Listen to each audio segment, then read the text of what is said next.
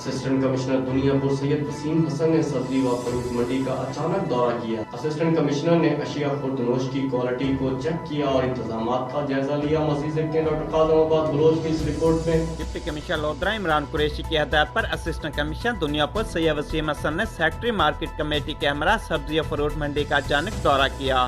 Assistant commissioner سید وسیم حسن نے اشیاء خوردنوش کی کوالٹی کو چیک کیا اور کورونا وائرس سے بچاؤ کے لیے کیے گئے انتظامات کا بھی جائزہ لیا۔ اسسٹنٹ کمشنر سید وسیم حسن نے نیلامی کے عمل کا بھی بغور معائنہ کیا۔ اسسٹنٹ کمشنر سید وسیم حسن کا اس موقع پر کہنا تھا کہ تاجر برادری صارفین کو سستی اور معیاری اشیاء کی فراہمی کو یقینی بنائیں۔ جائز منافع ہر کاروباری فرد کا حق ہے، لیکن ناجائز منافع خوری کی ہرگز اجازت نہیں دی جائے گی۔ گورنمنٹ کے مقرر کردہ نرخوں سے زائد قیمت پر پھل، سبزیاں اور دیگر اشیاء فروخت کرنے پر سخت قانونی کارروائی کی جائے گی۔